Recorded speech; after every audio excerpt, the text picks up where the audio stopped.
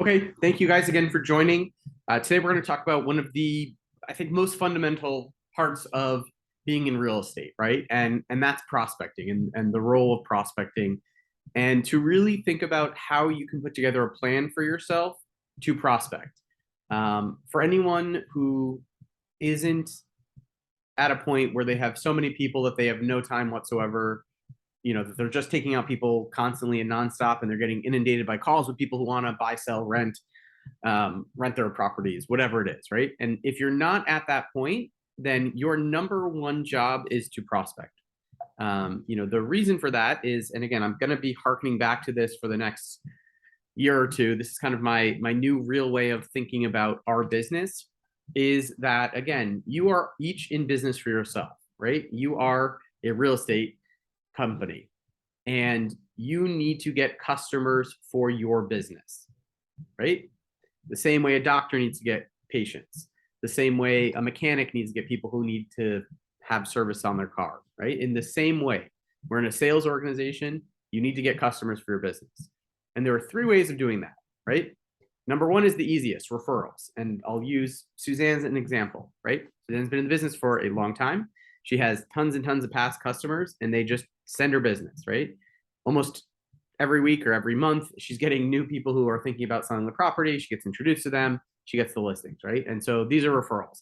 These can come from past clients, family, friends, sphere of influence, other Weichert agents, whatever it is, right? And so those are referrals. Then you can buy leads. And I use the term buy leads to mean kind of two things, right? One, you can pay for a service. You can pay for OpCity, Zillow, Trulia, StreetEasy, leads like that. You can pay for City Connections, Redfin through a referral fee, but you can buy leads. And again, these are things that are kind of outside of your control because you're relying on someone else to do them, right? You're relying on the referrals to come to you. You're relying on these leads that you're buying from a third party company or from a referral from someone else or whatever it is, right? And the only other way that you can find business is if you prospect, right? And that means that you are going after your own business, that you're creating business opportunities for yourself. And so, again, what is prospecting, right? How do we define prospecting? It is working to gain new clients or listings to add to your database, right? And this can be done through reaching out directly to consumers or from your sphere and expanding on it, right? And the thing to remember is that this is not taking out clients that you already have, right? Those people are a great source of referrals, right? They can refer people to you as well. So that can in terms be a way to expand your business. So you always want to be talking to past customers, past clients, past people that you've come in contact with of the services that you provide. But what we're doing is we're trying to get new people to work with, right? New people to add in to expand who we're working with, right? And I think it's really important to step back for a second and really think about your value, right? We all need to have a value proposition that we have that we can accurately let people know what we can do for them and what services we provide to them. And I think it's really important. And again, I've mentioned it before in some of the other trainings that we've done, is that you always need to be able to pivot, right? Your messaging might be, in Ken's case, right? Ken's on the call now. He has sold a number of places in a complex upstate, in Callicoon and in Sullivan County. And basically, he can talk to that, right? His value proposition can be like, I can help you purchase a home in the Catskills, right? That could be a value proposition that he pitches. But if he's pitching and he's going after that, what if he gets someone who wants to sell in the Catskills, right? Well, that's another value, and you don't want to leave that business on the table. So we want to be as kind of robust in terms of what we're providing as our value, to be able to kind of talk people through, right? And so here are two examples of value propositions that you could have. Again, I'm a valued resource to help my customers find their dream home. From on-market properties to those not even yet listed, I help buyers identify value in the market and realize their goal of home ownership, right? And so that's really focusing on if you're working with buyers, right? And what are you doing for them? You're going above and beyond the general services that most real estate professionals would give, right? You're finding things that aren't listed, you're helping identify value and things like that. Or if you're working in the rental market, I'm a rental expert who can help tenants navigate the fast-paced rental market. My relationship with owners and landlords allow me to place clients in properties before they hit the market, right? So in both of these, again, you're thinking about what services you can provide to a subset of people, while at the same time, again, making sure that when we do have these conversations, when we do prospect and kind of give out information, that we're not leaving anything on the table. So again, I want to take a couple minutes for you guys to really think about this and write it out and share it. And again, what we'll do is we're going to share it on the call. I will stop the share so you guys don't have, if you don't want to do it kind of publicly and have it recorded, I'll stop the share for a moment. Oops, sorry, I'm going to stop the recording. I apologize. Pause the recording. Okay, so when we are prospecting, there are a few different people that we can focus on. And again, in focusing on these people and using Cole Realty or whatever kind of third-party source you're using, don't leave business on the table, right? So you can focus on your sphere of influence. You can focus on people that you know from past jobs, from family, from organizations that you're a part of, whoever it is, right? And you can do these calls to them to try to drum up business, right? Whatever we're doing in these calls, we're trying to find people who are looking to buy, sell, rent, or rent out an apartment, right? Or maybe rent a commercial space, who knows? You can focus on landlords. You can focus on tenants. You can focus on sellers. You can focus on buyers. And you can basically target your messaging based on who you want to focus on, right? And so, Ken, if you say, I want to work with sellers, and if Dewey, you say, I want to work with buyers, right? You guys can target the same groups of people, and you can use it. You'll just do it in a little bit of a different messaging. So again, I'm going to kind of break these down a little bit. Sphere of influence, right? Who are you going after? You're going after friends in their network, right? People that you know and all the people that they know. You're going after family in their network in the same way.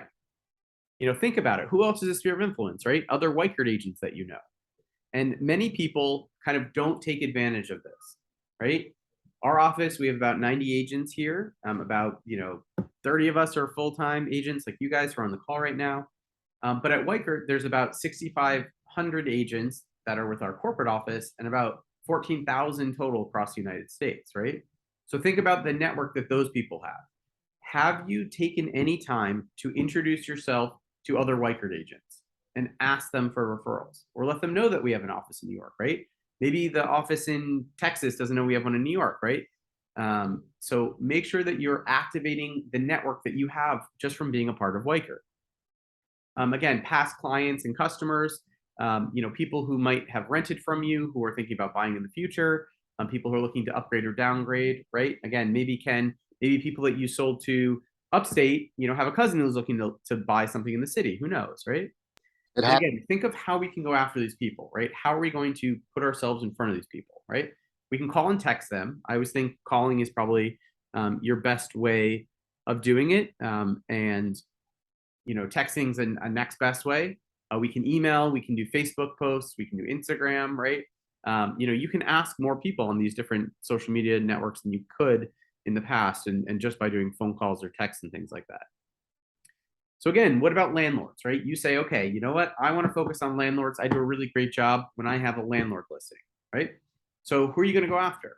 You can go after open listing landlords or exclusive owners. And again, you can use for rent by owner websites like Zillow and StreetEasy, right? And contact the owners and use the dialogue that we have for kind of the for sale by owner and just do it in terms of rentals. You can use Property Shark to find, and again, if you're in the office, I can help you with Property Shark to find owners of buildings and to call them and talk about the services that you can provide. We can do a mass email to a neighborhood and again, try to target multifamily owners. Again, in Cole Realty, you can kind of pinpoint certain things in there.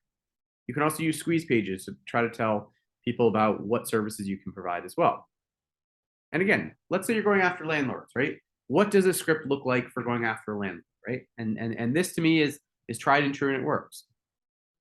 Hi, this is Jason Bauer from Weichert Properties. I wanted to see if you happen to have any apartments for rent, right? If you know they're an owner, boom, you can ask them this. In this market, I have many clients and not enough properties to show that, right? That's true. What's happening in this market? Rents are crazy high right now. Tell the landlords about that, right? Let them know that you could probably help them get more money than they could if they were doing it on their own. I'd love to help you in any way I can to market and rent your properties. Do you use an exclusive agent or distribution list? I'm a neighborhood expert and always have clients and would love to be added. Super simple, right? Just use the script. And again, the whole thing about these kind of prospecting that you're doing and these calls are that there are two things it has to be, right? Number one, it has to be consistent. You cannot believe that if you make a call and you call, 10 people once a week, that you're going to have any success, right? You need to call 100 or 200 people twice a week to have success, right? The more that you do it, this is all a numbers game, right? Because there are tens of thousands, if not hundreds of thousands of owners out there in New York, buyers, sellers, renters, there are millions. And you need to kind of get through people to get to the people who are you're going to work with you, right? That's the whole reason that it's called prospecting, right? You have to go through a lot of mud, a lot of dirt, a lot of shit, right? To get to the gold. And so you need to focus a lot of time on doing this.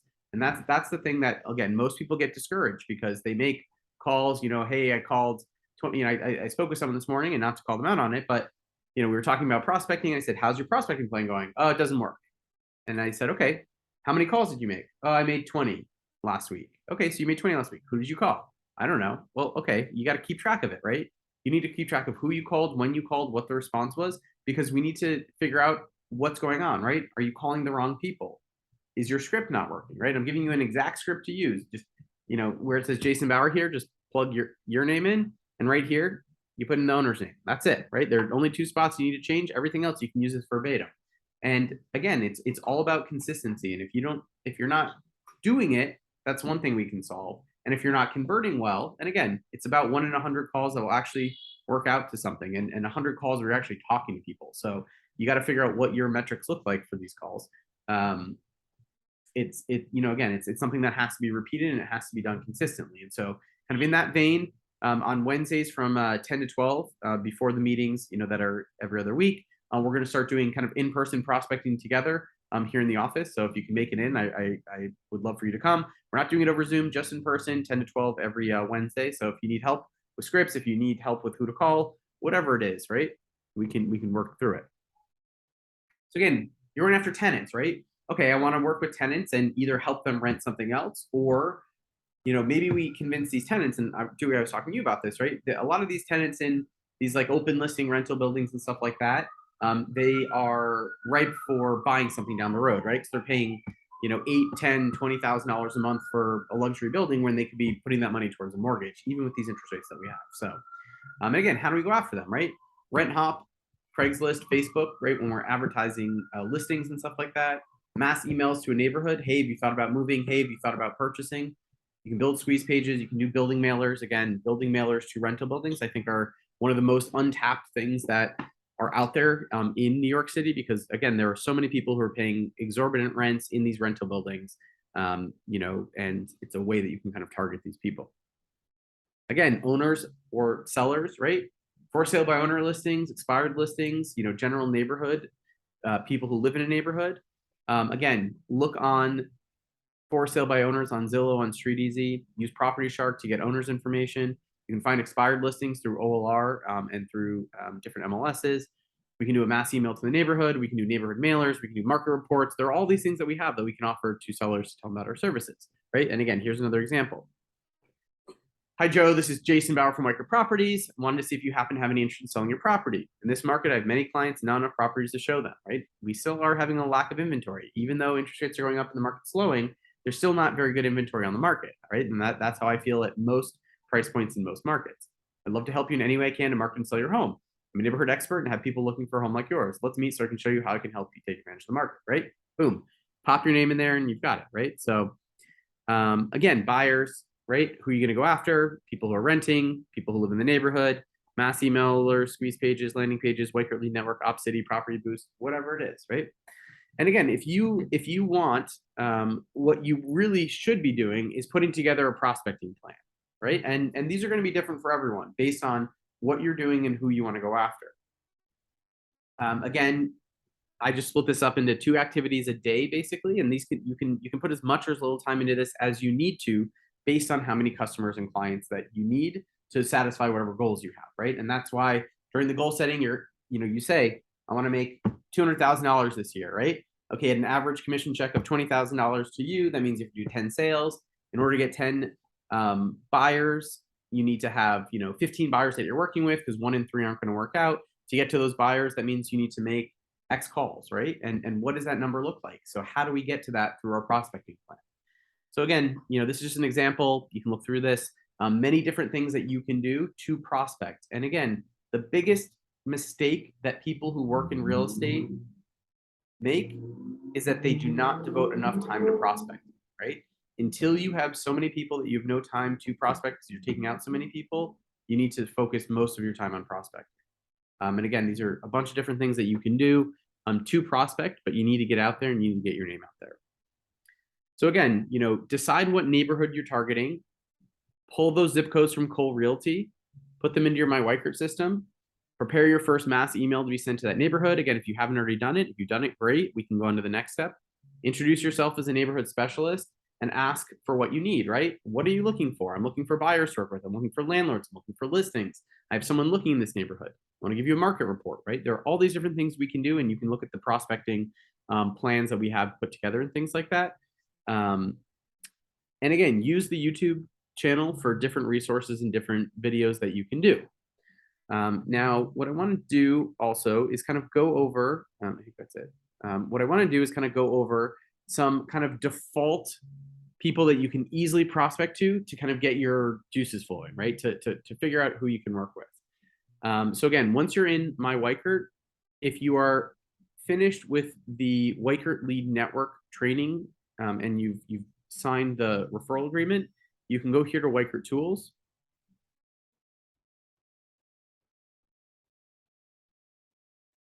And you'll be able to see Lead Network, right? This tile will come up. If you click on it, you can do a call session, right? And so depending on if you want to work with renters, right, these first two buttons will allow you to do call sessions to potential renters, right? And it's a very, very simple script. Hey, it's Jason from WhiteCart. How are you doing today? Great to hear. You reached out on our website about your rental search. I wanted to see how it was going. Is there anything I can do to help you find your next home? And that's it, right? It's super simple. And the next thing you need to do is be able to pivot based on what they say, right? And people are going to say different things. Oh, I don't remember reaching out to you. Oh, you must have clicked on the website at some point. Are you still in the market to rent something, right? You got to further the conversation along. Rents are going up crazy, right? Did your landlord increase your rent, right? Connect with these people. That's all we have to do. We have to connect with people. If you only want to work with buyers and sellers, you can do this private call session down here, right? And again, you can do the same thing where you make outbound calls to people who have reached out to WhiteCart in the past and contact them, right? And these are easy people because these people have at some point over the last few years reached out to WhiteCart. Again, I'll just show you kind of what one looks like. You go through here. We're going to hit request next lead. And here we go. Michael Jones, right? Here's his phone number. Here's his email. Here's where he was looking for properties. We have no idea kind of what the property was, but 10010 is, let's see.